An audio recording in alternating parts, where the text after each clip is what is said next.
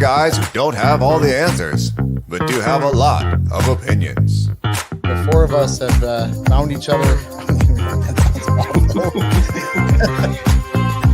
All the BB you can get. And there it is. It didn't take long. For the video dad, it's like, hey, that's my spot. Yeah. I don't need you to move that net. Someone want to bail me out here? It's fun to watch you work. Matt took me in like a stray dog. And now that stray dog is turned into a beautiful steed. Oh boy. All right. Welcome, everybody, to the Volleyball Video Dads podcast. I am Jamazing, your host for the evening. And with me is Dan, the highlight man, Doble. Hey, you got a nickname. Look at that. There you go. Yeah. And we're down 2 men tonight. Oh my gosh. We, in the words of Stone Temple Pilots, we're half the men we used to be. We are missing Matt Hilly fan number 1, Barnett. Somebody told me that he's not on the show tonight because he got arrested for stalking. Lord. I sure hope not. That'd be a heck of a commute. Can you get a call? Get a call in to find out, make sure everything's okay. Yeah, Matt, if that's true, use your one call.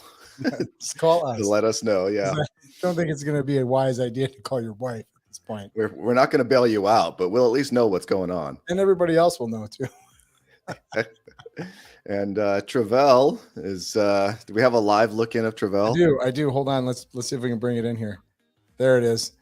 There he is. Travell sent this to me earlier. He said, "This is a view from my room." All right. So he is having the time of his life in Vegas. Yes, I don't know. I went to Vegas once. You were there for nationals, right? Yeah, it was an experience. Done a lot of nationals, and I'm not really a fan of Vegas. For a bunch of preteens. For a bunch of preteens, not the best place to go. They do have a really cool Tesla loop. The Tesla loop, that's cool. If Travell, if you're watching this, which probably you're not, but if you are, you should do the Tesla loop. That's pretty cool. I'm imagining he's going to be at the convention hall. They do have. There's one really cool thing in Vegas that I do like is Battlefield Vegas. What's that? And I think it's kind of right behind Circus. There's a Black Rifle Coffee company where you can go and get Black Rifle Coffee. And there's Battlefield Vegas where you can go and rent time with pretty much any machine gun throughout history that you want. Cool. And they have a military vehicle museum in that same parking lot, and you can just walk around there. It doesn't cost anything. If you got $3,000 though, they'll let you drive a tank over a car. Really? And my wife and I were arguing over who got to drive. We didn't do it. No, we didn't do it. But we're like, if we were paying, who gets to drive? Yeah, who does get to drive? Well, you get to go over it more than once? Can you switch spots? Oh, I don't know. That's a good question. I drove operated armored personnel carriers in the Army. I drove. Oh, well, then it's no brainer. Your wife's driving. I kind of but I didn't get to drive over a car. Yeah, still no brainer. Wife's driving. Yeah. And do you really trust her to video the situation? I think she'd do an okay job, but in all honesty, I would love to get video of her driving a tank over a car. It'd totally be worth it. Definitely. I would show that to every future boyfriend of my daughters. We're like, see what she can do. Did I ever tell you my story about Volleyball Vegas and running a camera through a hotel? No, please. Oh my gosh, this is a great story. So we were at nationals last year, and obviously most of you don't know, but I do video stuff, and I had my camera, my DSLR on a monopod with a mic and everything, and it's 5 or 6 dads and the whole team of girls. So we've got 10 girls, 5 or 6 dads, and a couple moms straggling through, and we're walking down the main strip because we stayed at the west end. So we're walking all the way down to the Bellagio because I want to do a shoot at the Bellagio where each one of the girls at the end of Ocean's 11, where they all walk away one at a time. I want that shot. So that's what I want to end out my hype reel.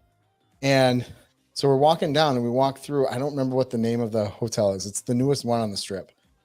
It's Shasha. Tell you. It's Yeah. crazy. So we're walking in and out of the hotels all the way down because it's hot, you know. We stay in the AC. Well, we walk in, and I've got my camera on my shoulder as I'm walking in, and 2 security guards come flying up to me. And I'm like, "Excuse me, where are you going?" Now, granted, I'm with one other dad who's dressed, you know, casual, and we've got 5, 6 in our little group, 5, 6 girls all dressed up because they just went out to dinner. Yeah. You see where this is going, right? Yeah. So they stop us and they go, what are you doing with that camera? And I'm like, we're just going through. He's like, come with me. I'm like, oh, cool. Like he wasn't like rude or anything. I was like, oh, we're gonna get like a VIP treatment or something. Like, why? What's going on? Like, do they know do they excited because the girls here? Maybe the girls are too young to be in this, you know, area. I don't know. So they walk us down. They take us down this escalator and shoot us right out into the street, like the fastest way through the hotel. And I was like, oh, whatever. Didn't think much of it. We thought it was kind of weird, but didn't think much of it. And we go down, shoot the Bellagio, and my sister's husband is a VIP host on the strip. Okay. So I was telling him this story and Thanksgiving or Christmas. I don't remember when it was. I was telling him the story, and he's like, oh, he's like, you want to know why? He's like, you want to know why they stopped you? He's like, because that's the most illegally filmed hotel for porn. So when you started nobody's allowed to have cameras in this building. Like, you can get kicked out, arrested. Like, it is forbidden because I guess there's balconies where you can oversee the whole strip, and it's the only spot on the strip you can do that, and it's highly sought after for porn films. So when you started the story and you said, most of you don't know I do video stuff. Yeah. It's not that kind of video. It's highlights, hype reels. It's hype reels, sports prep stuff. Not porn. But that's what adult content. Yeah. That's what it came down to. It was crazy. It was the craziest experience I've ever had, and not knowing that I had it. You know, that was the craziest part about it, is that we had no idea. No clue that they wanted to push us right through the hotel. Yeah. So they didn't make a big deal about it. They just escorted you out. Mm-hmm. Yep. That's good. That's good. Yeah. So Travell, look out. No cameras. No camera. Yeah. At the hotel, but no cameras in the hotel. What's the rules for filming in an airport? Right? You're not supposed to be able to film in an airport, right? Oh, really? I don't know. I've done a bunch of like self-filming. Or maybe there's just sensitive areas they don't want you to. I don't know. Maybe nobody's ever yelled at me, but yeah, I don't know. I guess we'll find out. We'll have Travell do it. Travell, on your way back, bust out your camera while you're walking through the airport and see what happens. Just ask security if this is okay. Maybe you'll end up in the same jail as Matt. You guys can room together. Anyway. All right. So having segued there right off the bat, tonight's episode is about being a great teammate, and more importantly for us, being a gold medal sports parent, or a great sports parent. Medal. Yeah, I like that phrase, a gold medal sports parent. Gold star? No gold stars, just gold medals. Gold stars are for middle school. Oh, gold medal is for everything else. Awesome. So what do we? So let's start with the one of our volleyball dads has posted an article on how to be a great player while sitting on the bench. And I won't read the whole article. It's pretty quick little read, but the gist are here's 5 tips. 1, bring lots of energy. 2, take note of your body language. 3, don't ruin your teammates' focus. 4, watch what the opposition is doing, so you can look for weaknesses, you can see what plays they're running, you can scout your opponent, etc. And then 5, stay ready. So, I think that's, I don't know about you, but those are all kind of universal standards for every team I've been a part of, and every team my daughter has been a part of. They talk about it. Like that's, if you're not in the game, those are kind of the expectations. Right. What about you? Is that? Yeah, I would have to agree. I don't think there's a team that Sydney's been on that hasn't abided by those 5 rules, and they're noticeable. And you can always tell when there's one that one of those rules goes astray with one of the girls. But usually those girls will pick each other back up if not the coach is mentioning something to them about it before, during, or after the game. So What but do I you see when you watch the kids play? Of those 5 rules, what do you see the one that gets broken the most? oh man, let's see. They all do get broken. I would probably say watching the opponent would probably be Mhm. the one that but I mean 14, 13, 15, 16-year-old girls, they're not, they say they are, and I've quizzed my daughter on it, and she does watch. She Mhm. will tell me what's going on, but she doesn't sit there and make it obvious. And I think that's one of those things as parents, we want to see the obvious, and it's not always there. It's not Yeah. always there, and that's another angle you can go. Is these girls are all, the whole team is holding each other accountable at some point. Yeah. So, and we don't necessarily have to hold them accountable publicly, as in my opinion. Like I think that Yeah. unless they're way off in left field, I don't think there's any reason for us to bring up any of those 5 rules on the weekend of a tournament. Yeah, yeah. Put a pin in that for when we get to the gold medal parenting. That's when we get there, that's definitely something to talk about. Yeah. I think so. Watching what the opposition is doing, I think the girls probably do that, but is it a matter of are they? I think the younger girls aren't watching and necessarily processing. Right? They're not looking at it from a strategy perspective. Right? They're seeing what they're doing. Oh, that girl hits good, or that girl receives well.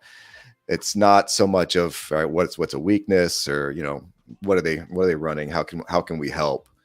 I know my daughter, our last match at nationals, she missed her sub because she was so busy watching the opponent and sending messages to the libero on the court on how they were lining up and what they were doing. And so she was so engaged in that activity, she lost track that it was her turn to sub in, and she got benched for the rest of the match, which was admittedly short because they kind of got spanked, but so it wasn't helping what she was doing either, I guess. So, but I would say, to me, I think that the biggest thing is, I think the focus and maybe the ruining your teammates' focus. I think you'll see maybe this is true more for the younger ones, is you'll have some girl at the end of the bench who's dancing or checking out some boy in the crowd or something, and then like nudging her teammate or getting them to do a dance, and they're not paying attention to what's going on. It probably changes as they get older. I'll let you know. Yeah, it doesn't really change. They're teenage girls. It doesn't really change. Any given weekend, you never know what you're going to get sometimes. So, I mean, I have to say that watching a lot of volleyball, you'll see the elite teams. Your national top 5-10 teams. They play at a different caliber level, obviously, than the same age girls in ours. And I think one of the things that I've learned and watched over the 7 years now, 7-8 years, is they're all going to have, as long as they're having fun and they're not doing something stupid, I'm okay with it. Yeah. Maybe that's not the right attitude for for club ball, but that's my opinion. I got a lot of them. Watch a professional team's bench, right? Mm-hmm. They're not 100% focused 100% of the time. At least right. Fit, like from looking at them engaged. The girls are engaged. The girls know what's going on. Totally. Yeah. They do. I mean, will they lose focus here and there, but everybody loses focus here and there. But you can't be at that peak, gold medal performance level all the time. I take golf as an example, right? They need to be at that level when they address the ball and they swing. But when they're walking down the fairway, they can kind of open up their view and kind of take a deep breath and relax. In any sport, you have to have that time in between because you're just not capable to perform at Well, that and level. you can even look at, the Wisconsin Badgers national. I mean, they were down 7 points. You can easily say that they weren't paying attention. You know what I mean? Like there's that you can see the swings. You can see the swings yeah. in any game. And otherwise it wouldn't either go point for point every game. You know what I mean? It's just my opinion. I don't know. Do you have a pet peeve of something you see on the bench and you're just like, come on? Yeah. Yeah. You want to know what it is? Yeah. When they turn around and they're looking at another court. Oh, That's yeah. sensitive through the roof, especially if it's my daughter. You just want to throw something at her. Oh my gosh. And what do you do? Or she'll get the resting bitch face sometimes, when something's not going her way or she doesn't agree with something. And I have the same issue too. You can see my emotions on my face, no matter if I'm pissed or not, No poker face. Yeah. And she knows it too. But she also knows that if the camera turns off and the viewfinder folds in and I sit there and I watch, she knows if she's doing something wrong, she will correct herself. And that doesn't. Yeah. That's a good signal. Yeah. Cause I don't remember when it was, she did something foolish and she got pulled. A couple errors in a row. This was a couple of years ago.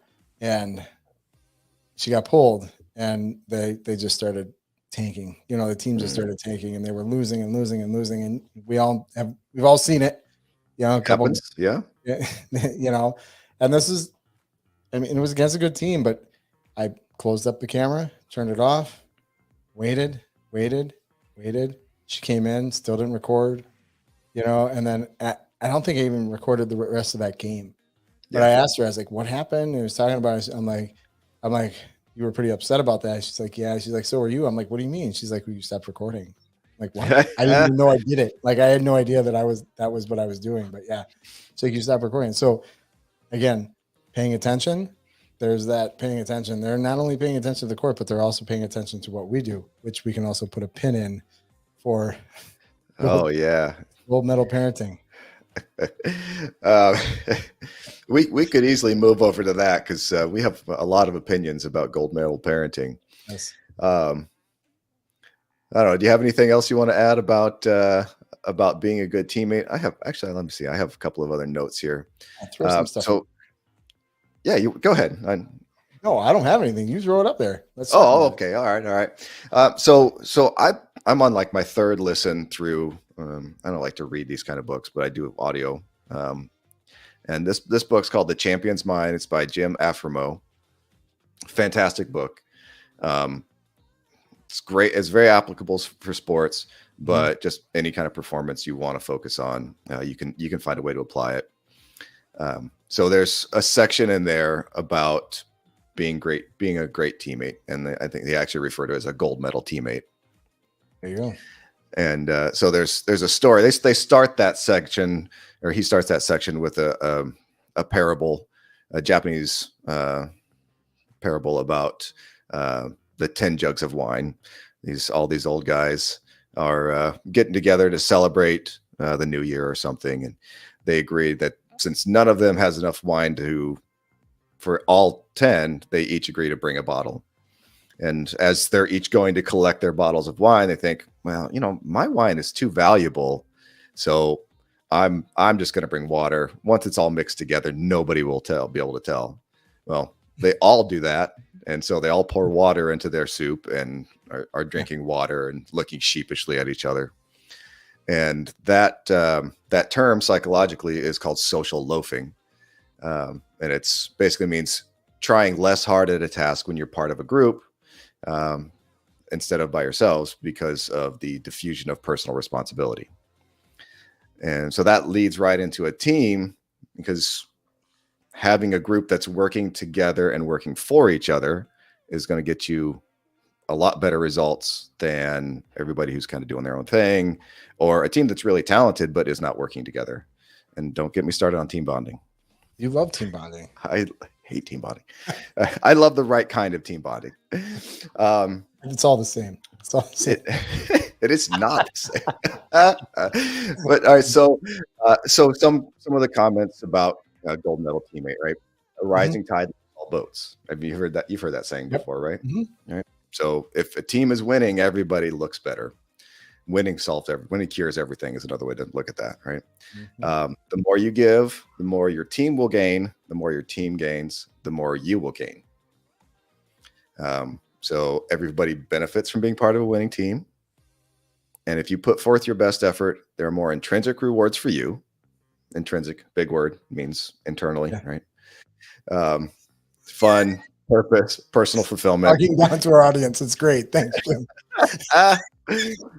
Well, after Sydney's episode where she was talking about genomics, and we're like, "Is that geometry?" I was like, "Come on, guys, we're smarter than that." Are we though? Yeah, depends on how many drinks we've had. It's true. And then so there's more intrinsic rewards, there's more extrinsic rewards, trophies, notice from scouts, etc. And so good teammates help us become the player we're meant to be. So how do you, I'm going to ask you a question on this. Okay.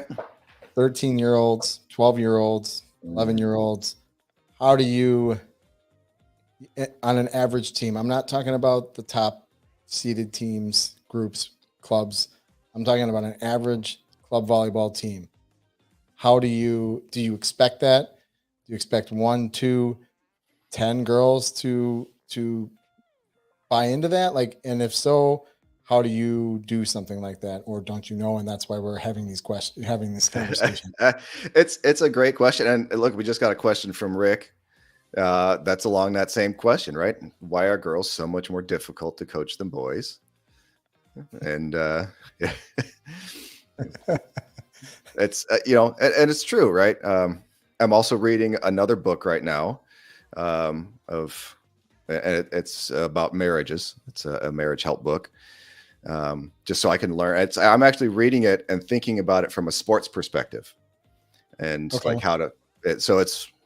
I'll tie that in sometime later. But yes, women and girls have very different approaches to needs and feelings than boys and men do. Yes, so that's a very tough one.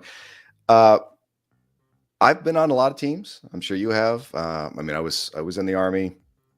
I played on a lot of sports teams growing up. I've watched my daughter now. I have always seen a couple of people who just won't buy in. Mm-hmm. And they end up kind of on the better teams, the more successful ones, those people end up on the outside, right? They end up not being as engaged, not contributing as much. So how do you do that for young girls? I think it starts with the coach.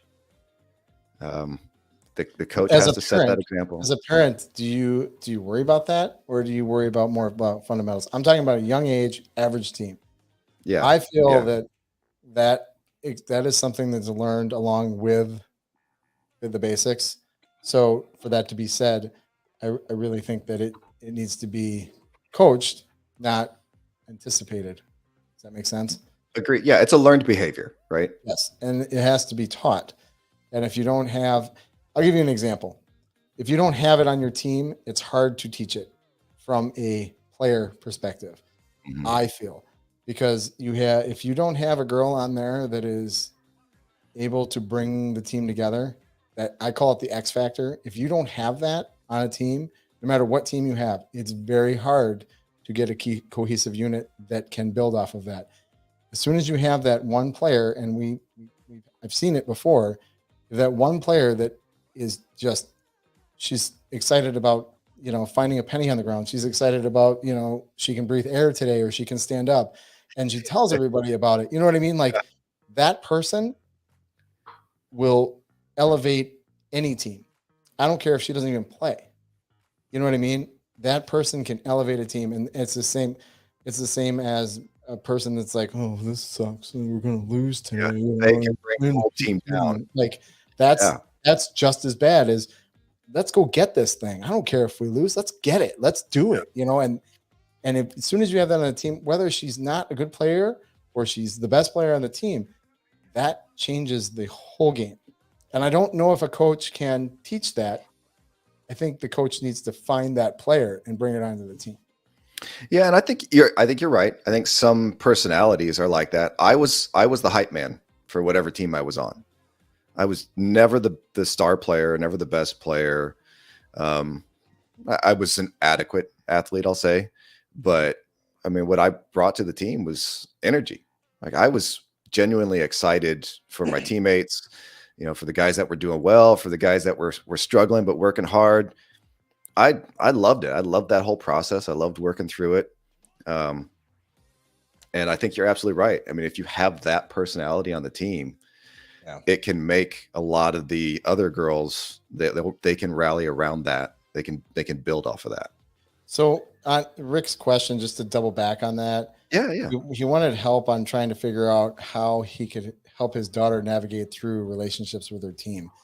And I'll be honest, I'm not great at that, but I can tell you that trying to keep her motivated and positive and trying to keep her, involved with whatever everybody else is doing, eventually that's going to gel into something. I mean, I've watched our club girl. I mean, my daughter's gone to different clubs before and she's done different things. And I've watched girls that have come together in pairs and stuff to come to one together, one team, and doing that team bonding, which Jim over here says isn't a good idea, will help her develop a relationship with these other girls. Am I saying, and Jim will agree with this, am I saying that they should spend every waking moment together? Absolutely not. So I think they should do things, outside of school that's not volleyball related or team bonding related? No, I'm not saying that either. But it's a 6 to 8 month time frame that these girls are playing together. They need to find a common denominator. So I look at it as they need to form a working relationship, right? And I think that's a distinction, especially in younger girls, and maybe for women as they get older. I'm certainly no expert on that. As I'm about to dig myself a hole, I think women tend to be more relationship driven than men. I think everybody would accept that to be true. Yeah, right. And so for girls, especially on sports teams, I teach my daughter to focus on the working relationship. Right, you don't have to be best friends with these girls, but you do have to have each other's back when you're on the court, when you're at practice. You have to work together towards your common goal. And I don't care if it's rec league or, open division, national team, college team, whatever. You have a common objective. You have to find a way to be on the same page and to let your personal differences end at that sideline. Mm-hmm. Once it's game time, you guys are best buds. You got each other's back. You're working together. And I agree. Some team bonding activities can help build some of that trust. Earmark but it's not friendship, right? There's a difference. And so I think, back to Rick's question, there's a difference between friendship and the team relationship. Do you think they don't have to be the same? Do you think friendships ruin team relationships? Not necessarily. I don't think they're somebody mutually works less or works harder for somebody if they feel comfortable. Like that, I'm asking. I don't think so, but it was just popped into my head, so I figured I'd ask it. Say that again. So, if you've got a really close friendship, do you think that inhibits on a team together when the girls play together? Do you think that inhibits growth? Do you think that they feel more comfortable and they don't have to work as hard because they're not trying to impress or trying to compete? It depends on the type of friendship. I think that'll be a very situational thing. You could have, I know of 2 girls who are they're both really good. Mm-hmm. They play at the same school, but don't play at the same club. And they were kind of one was giving the other girl a hard time during school season about the upcoming club season. And so that created, it was a little more mean-spirited than it maybe should have been. Mm-hmm. Especially for somebody who's supposed to be a friend, right? Yeah. But I look at my daughter and her competitor for her team, right? They have two excellent, and one of them's my daughter, so I don't know, maybe I have to say it, but they have two excellent options at libero. Mhm. And the other girl she's a phenomenal young lady. We love her. She's great. But one of the things we love most about her, besides her parents, if you're watching, you guys are awesome, is they compete with each other. They push each other. So they're friends on and off the court, but gosh, they push each other. They challenge each other constantly to be better. And that's awesome. Like, that's the best. Is that inspired by the parents or is that inspired by them? Like, how do you? That's their personalities. Yeah, good. I mean, my wife and I are not super competitive. The other girl's parents, they're not super competitive in that spirit. We're more, hey, this is their journey. Do you as a parent egg it on at all? Or do you just see it? No, we just see it. Yeah. Like we encourage it, right? Because they both love it. They love that challenge from each other. Mm-hmm. And it's a healthy challenge, right? It's not there's no negativity, there's no backstabbing or talking behind each other's backs. Like that's, oh, you got it. Now I got to go get it. Yeah, right. Oh, you did that? Okay. Yeah. Mm-hmm. Yeah. So it's really fun. So I think it's very situational. I think you're right. There could be situations where, maybe one friend wants to push really hard and the other one is really just in it to be with their friend, and they're not pushing as hard. So maybe their goals aren't as aligned. Yeah, but I don't think just having a friend on your team or being, having that friendship would necessarily be a negative thing. I mean, my take on it. I don't think so either. I was just throwing it out there because why not? Good discussion. Yeah, we got opinions, man. We got a lot of. We have a lot of opinions. So, Rick, if you're still watching or listening, let us know if you have follow-up questions or if that's helpful. In the meantime, why don't we go ahead and transition to the parent side of the discussion? Before we do that, I know we didn't even talk about it. Do we want to talk about what chaps your ass? Let's work in that segment because we're going to gripe, and I am actually going to start griping with about parents. So are we going to gripe now or are we griping after we talk about parents? No, let's lead off with this and get it off my chest. So all right, let's get this off. Here we go. This segment. Get off my lawn. All right, the get off my lawn segment. So, because I'm about to sound like a grumpy old man. All right, hit it. What do you need to get off your chest? Can we stop with the trinkets and the gift bags and all the little knickknacks and things to celebrate or to motivate or to make the tournaments and stuff fun? It's like a pre-participation trophy. Where did it even start? I don't know any other sport that does it. It's Pinterest, and I think it's particularly girl sports. Damn you, Pinterest. Well, I mean, think about.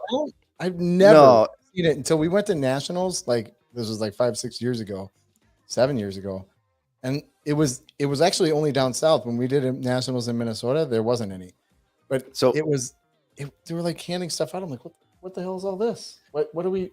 Why do you have bubble gum and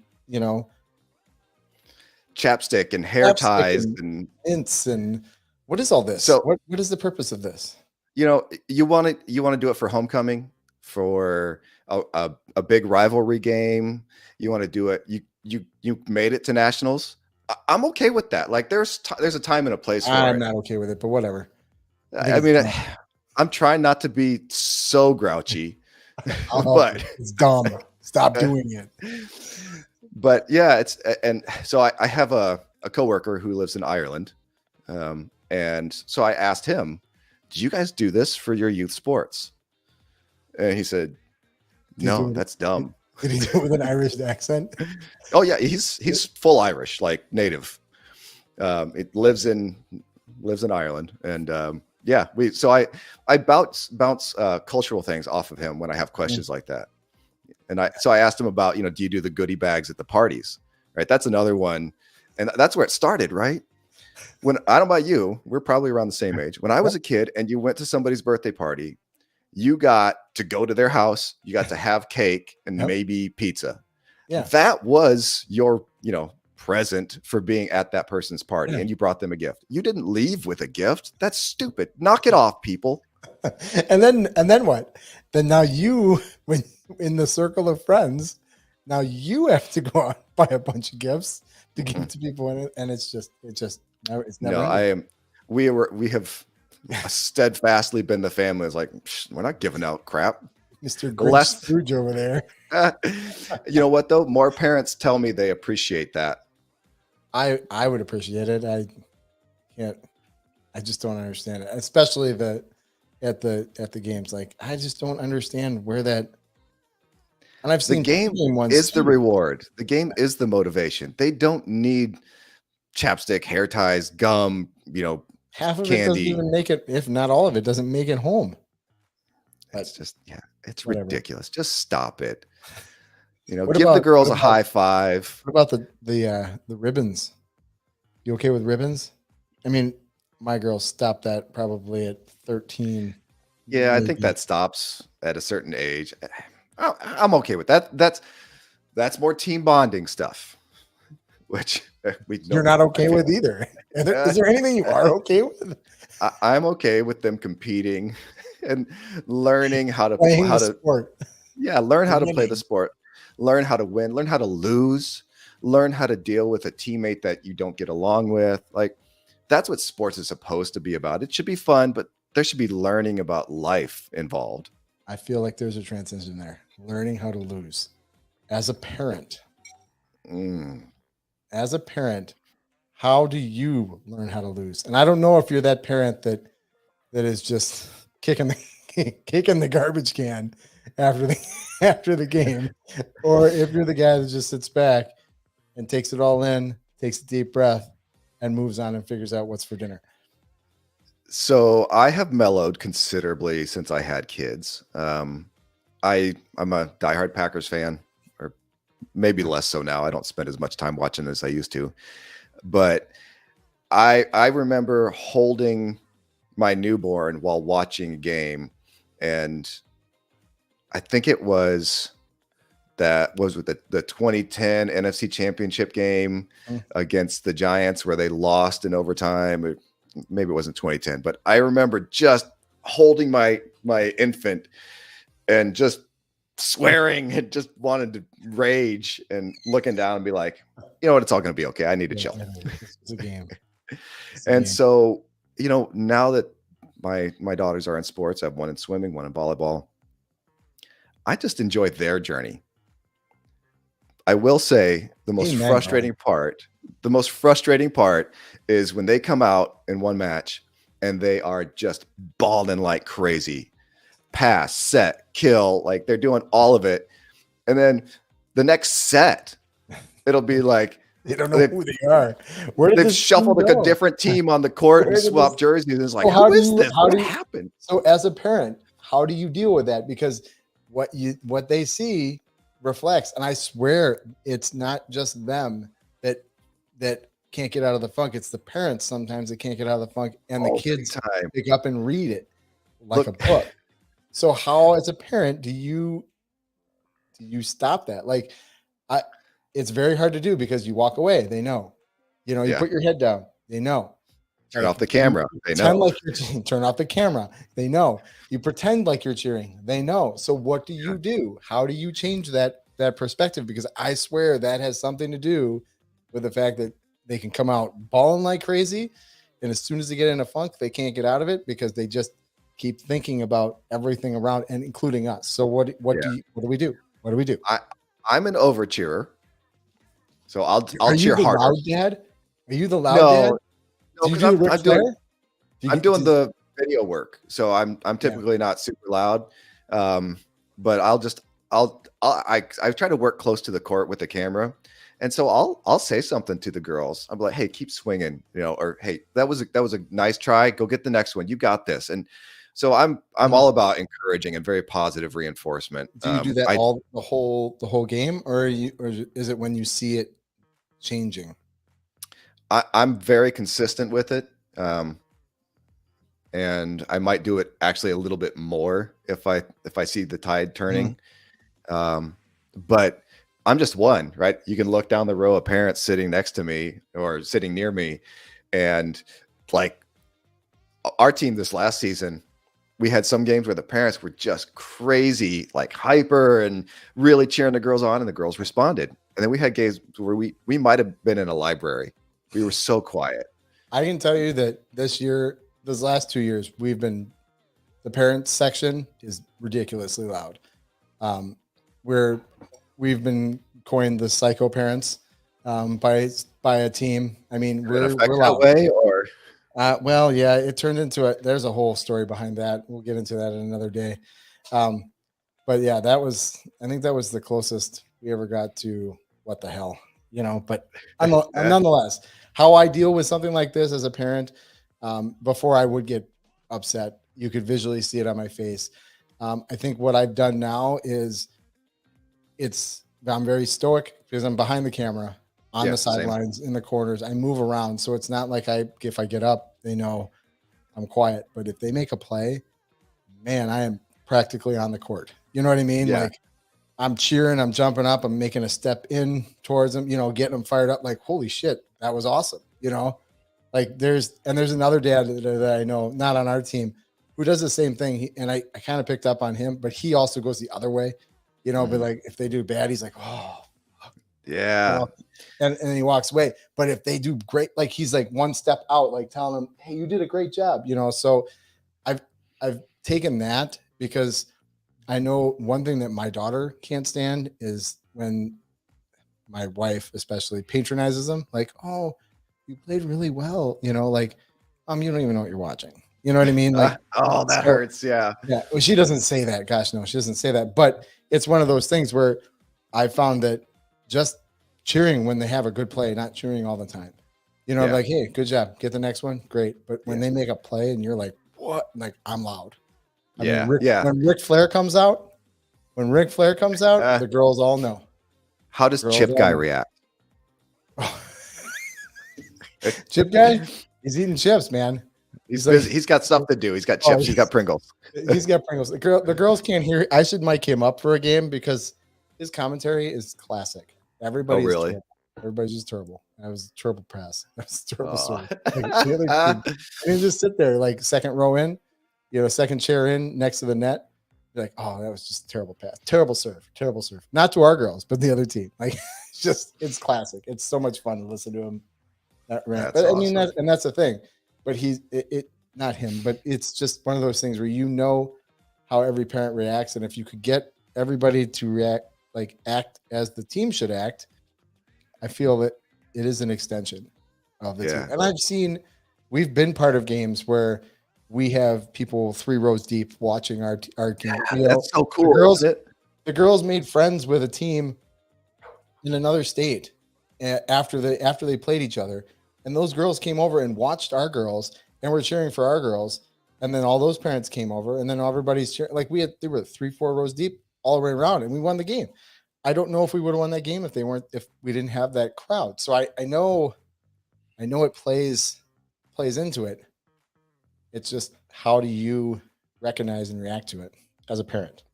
Oh, absolutely. Absolutely. So do you want to hear what an actual study says?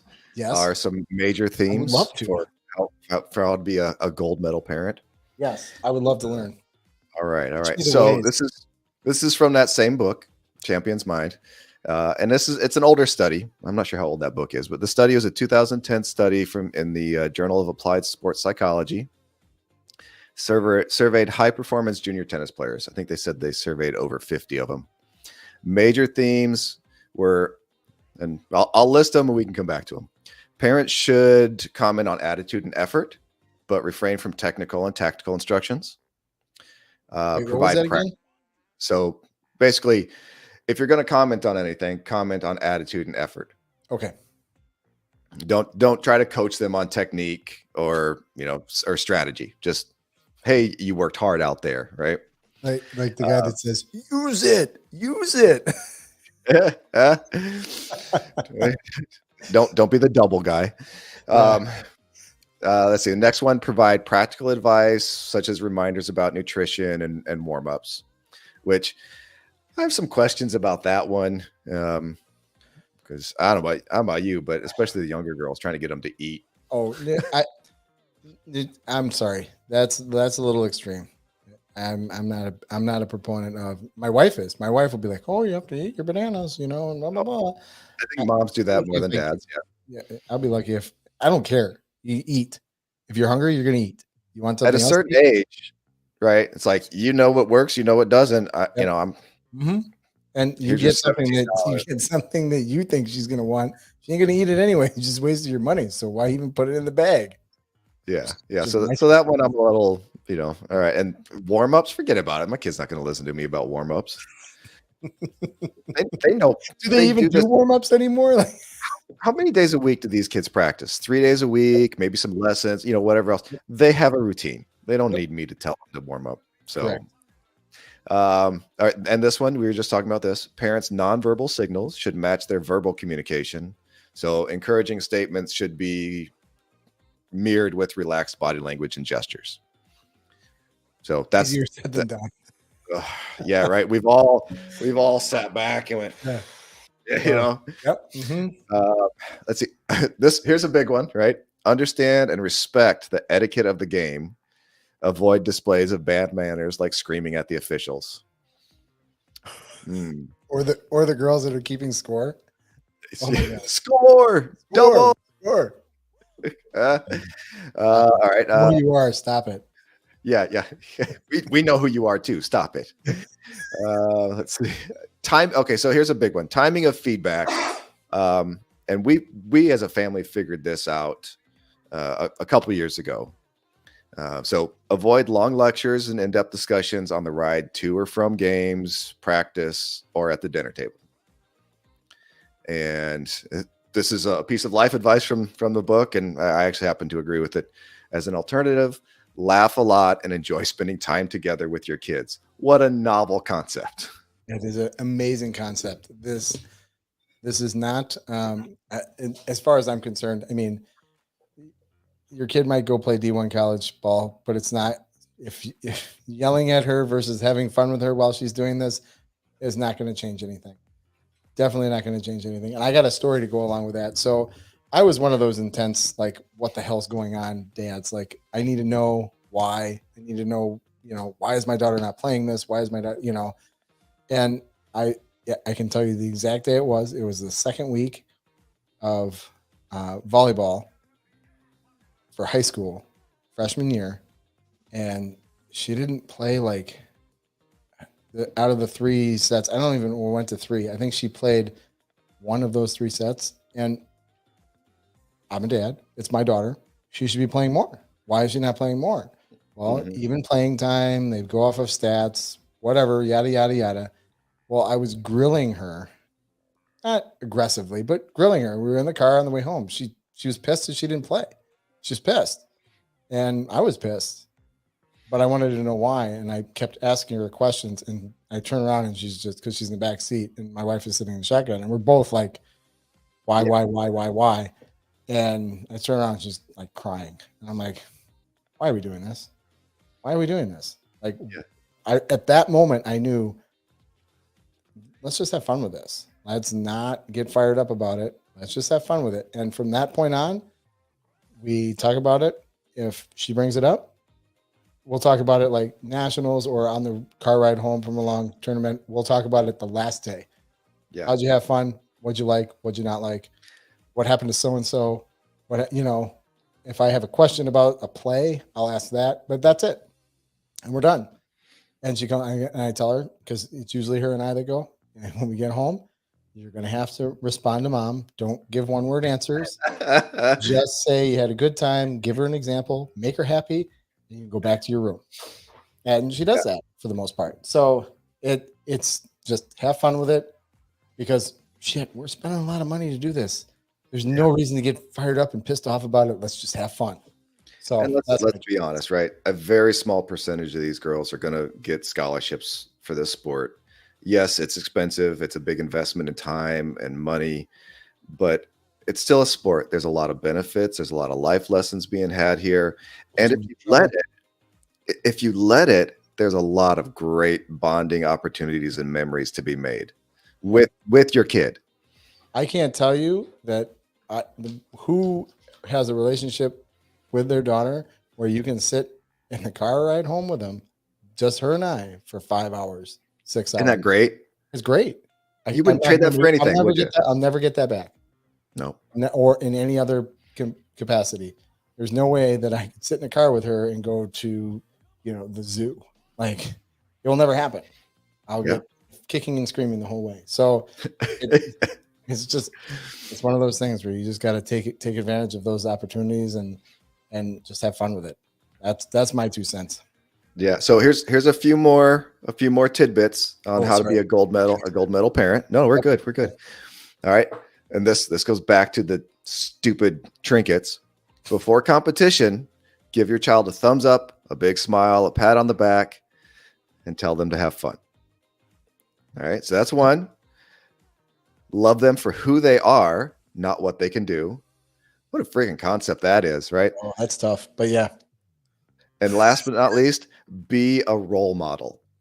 Like, wow. What you're saying is I'm not supposed to take my shirt off and rage out, go beat up a dad on the other team. Yeah, I'm not supposed to be stumbling around drunk and fall asleep in the lobby. And I feel like that's an episode. We did touch on it on an earlier episode. That's right, we did. That's right. Sports parents gone bad or something. Yeah. That could definitely be a whole episode. Oh, this would be a whole episode. That's for the folks listening in the comments. Give us your best sports parent gone bad story. Or better yet, save it and we'll have you on the show, because I'm sure. Oh yeah, there's the lot. We can even do it anonymously we don't do that on the group, on the Volleyball Dads Facebook group. We don't do anonymous posts, but if you want to come on here and talk anonymously, I encourage anybody to post anonymously, because I will screenshot it and then post your name with it. So you're free. It's a great go right on ahead. Yeah. Go ahead. Yes. It's really stupid. Oh man. Somebody on the group got me good today. They posted a comment about their daughter getting a concussion and were asking for advice. Oh, just kidding. I took him to a doctor.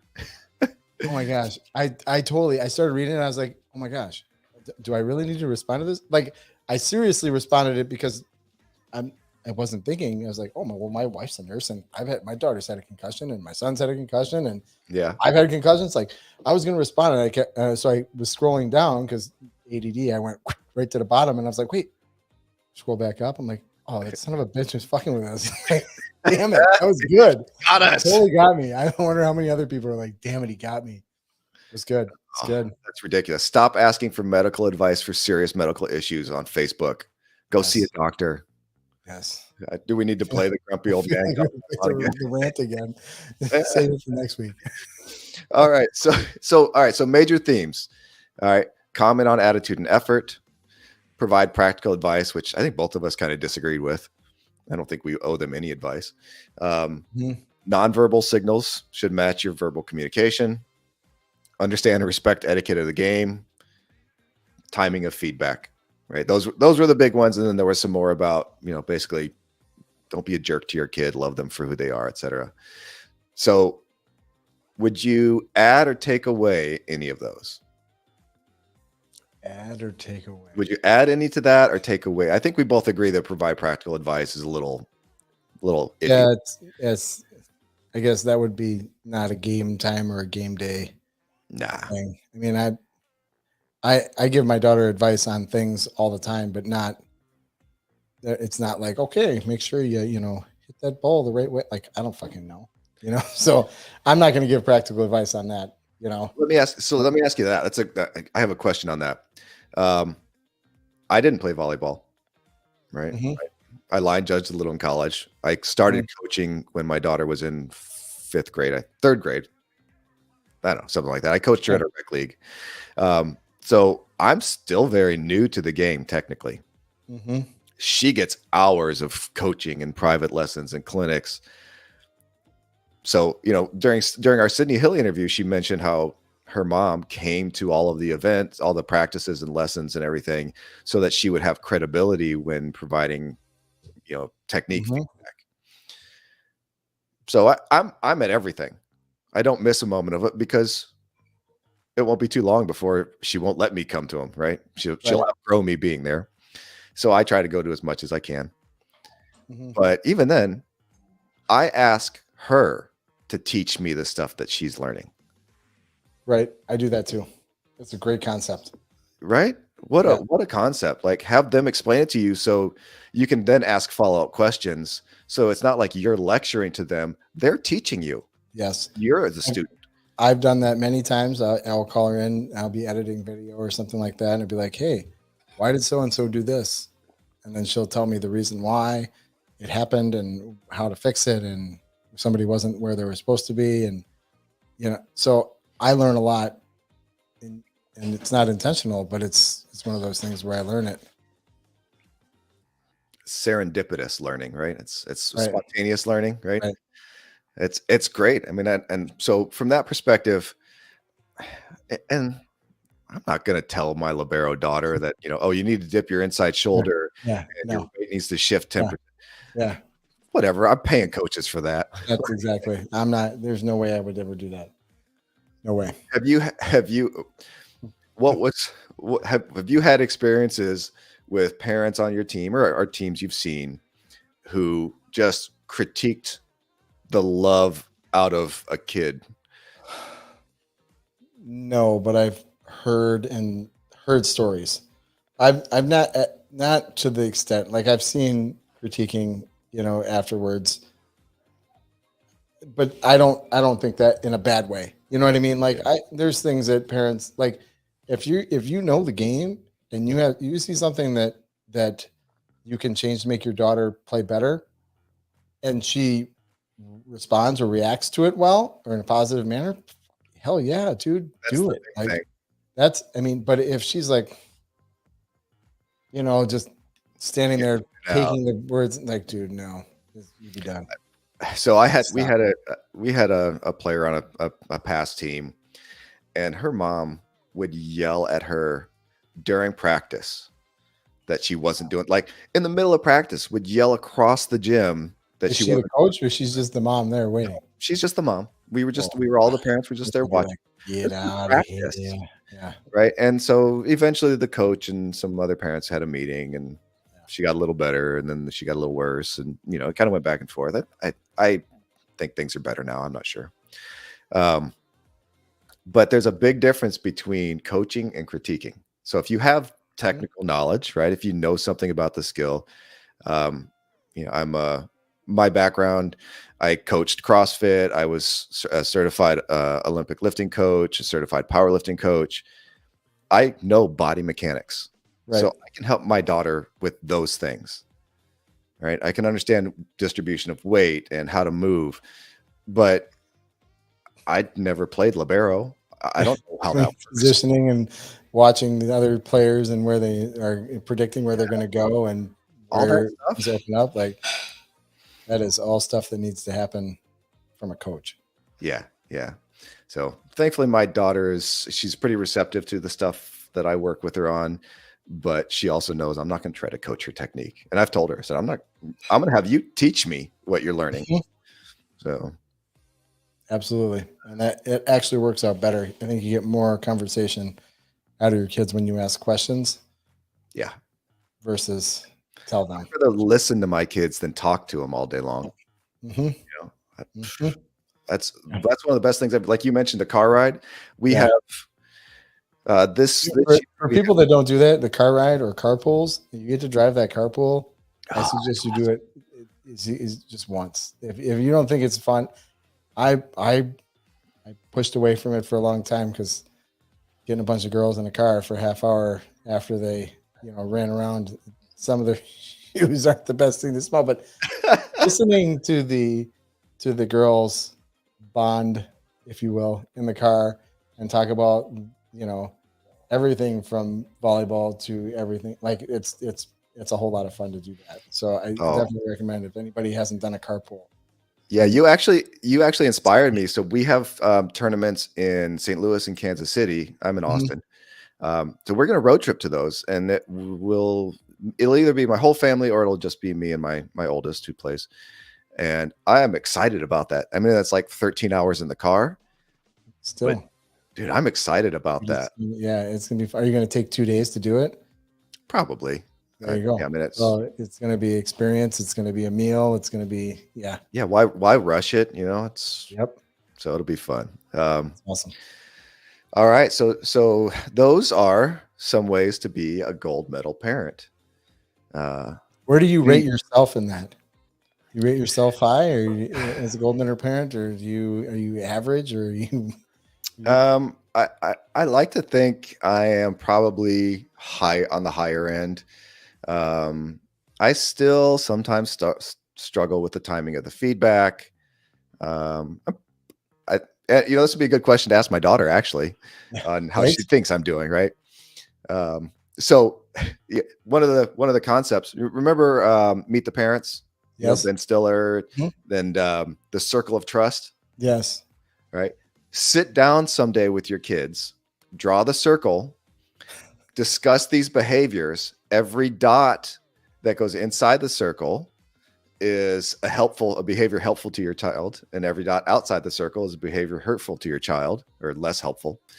And visualize how many behaviors you have that are inside your child's circle of trust. Well, that's good. Give that a try and see what it looks like, and let them score you instead of your perception of yourself. Some people aren't gonna like that. I can promise you there's going to be, let me put that on the volleyball Seriously? moms page. Wait, yeah, put that one on the mom's page. See what happens. I'm going to wear my my fireproof pants. Oh my gosh, that's good stuff. All right. So I don't know, you got anything else, or should we start wrapping up? I don't think so. I think we should start wrapping it up. All right. So today we've talked about how to be a great teammate. And a lot of it is just bring energy, be focused, be supportive of your teammates, and be engaged with what's going on the court. And as far as being a great or gold medal sports parent, comment on attitude and effort, not technique. I'll skip the practical advice. Make sure your body language. Yeah, because nobody listens anyway. Your body language and your verbal language should match, and they pay attention to all of it. They know when you're quiet, when you've turned off your camera, when your arms are folded. Like, they see it. They may not comment on it, but they see it. Understand and respect the etiquette of the game. Don't be the jerk who yells at the ref. I know we all want to win, but come on, your kid's embarrassed about you. Okay, the guy makes $10 an hour. Come on. Yeah, right. He's not getting rich off of this.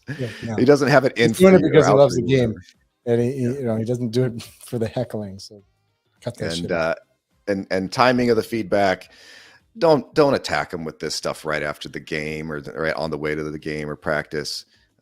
Make it more of unless they won. If they won, it's a little just. Well, and even then, as long as you're not nitpicking their behavior, their performance, right? Right. And so, and last but not least, I really like these. Right, love them for who they are, not what they can do, and be a role model for your kids. Yep. So I think those are the big ones.